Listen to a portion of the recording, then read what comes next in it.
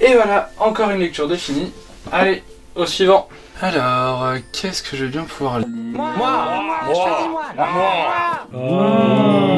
Enfoiré! Bonsoir. Hey, hey, hey, hey. Alors en fait, là je vais un peu vous raconter ma vie. En gros, dans ma palle, j'ai énormément de livres, enfin énormément. Il y a des palles plus grosses que les miennes, hein.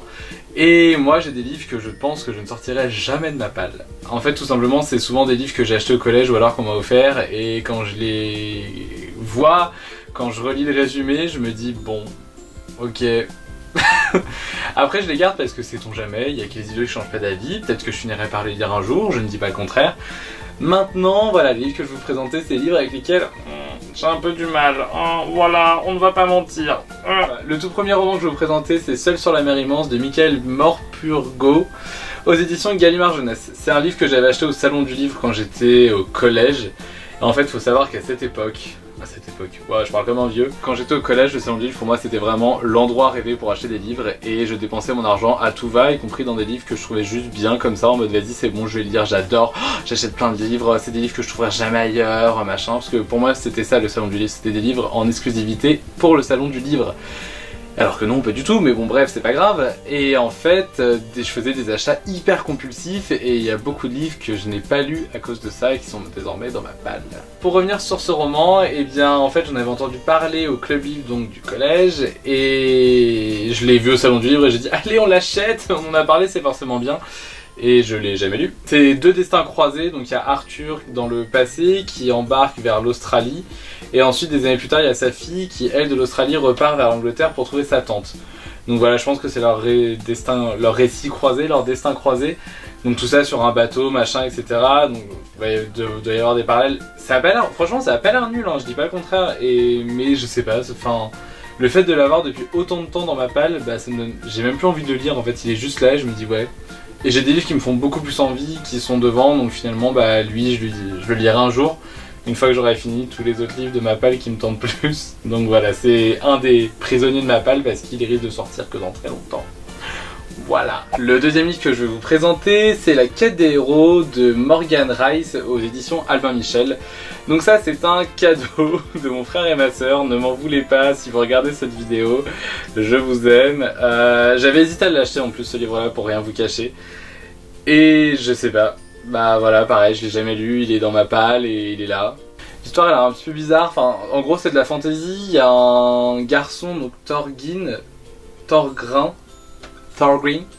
avec l'accent anglais s'il vous plaît, qui est mal aimé de ses frères, de son père, de son truc et qui est promis à un grand destin et en gros il va devoir sauver le monde ou je sais pas quoi. Et voilà, il a un rôle essentiel à jouer dans la sauvegarde d'une trône et l'épée de la dynastie. Mais le chemin qui le mène jusqu'à la cour est pavé de trahison et de machinations diaboliques. Voilà. Ça m'inspire pas plus que ça, très honnêtement. Et c'est pour ça que je l'avais pas acheté d'ailleurs. Mais bon. Pareil, je le lirai peut-être un jour, sait-on jamais. Quand j'aurai plus rien d'autre à lire. Et voilà, et je suis désolé, Émilie et Julien, sachez que je vous aime beaucoup, hein, ne m'en voulez pas. Mais voilà, c'était gentil, c'était une bonne intention.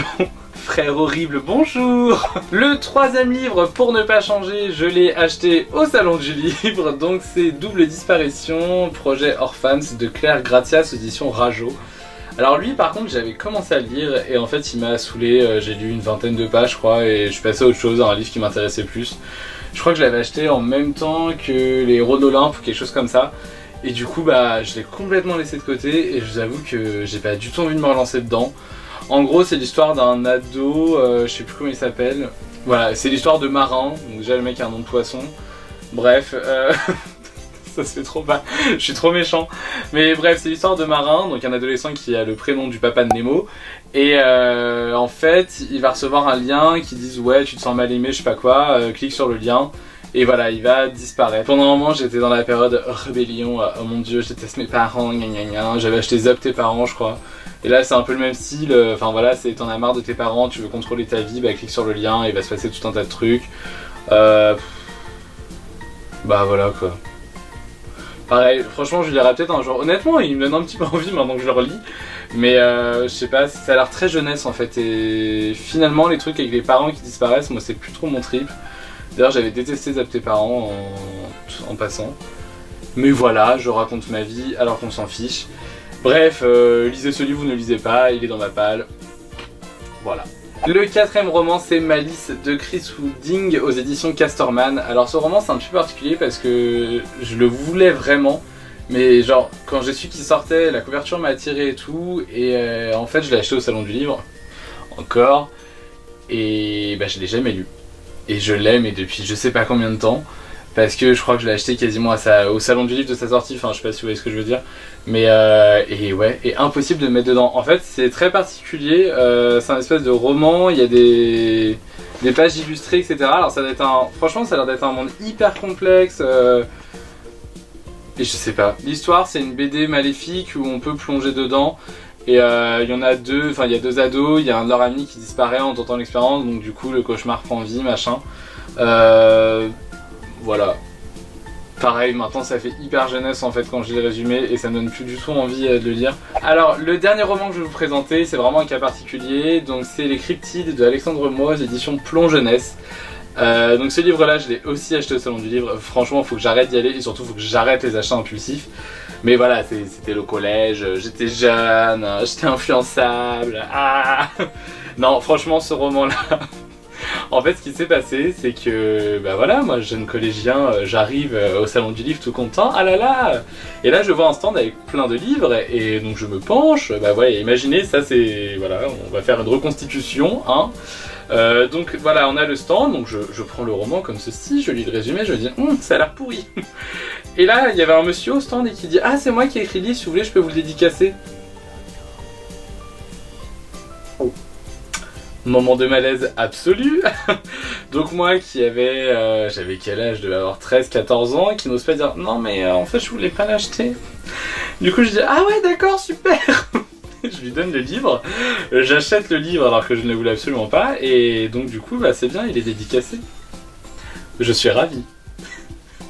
Et donc voilà, je voulais pas l'acheter et je me suis senti obligé parce que l'auteur était à côté, il m'a dit si tu veux je peux te le dédicacer. Donc voilà. Et donc je l'ai jamais lu et en fait le fait d'avoir été forcé de l'acheter entre guillemets, bah ça me donne encore moins envie de le lire. Alors que franchement ça a pas l'air pourri hein. En gros c'est l'histoire de 4 ados et d'un suricate.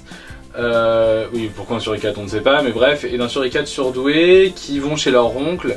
Et leur oncle il est cryptozoologue. Et en gros il étudie les créatures mythologiques etc. qui en fait existent toujours. Donc là par exemple c'est le Kraken, la partie du Kraken. Et voilà, les enfants sont mêlés dans toutes les histoires. Et d'ailleurs, petite anecdote, l'année d'après, donc je suis retourné au Salon du Livre et donc bah voilà, il y avait encore le stand de Plomb Jeunesse.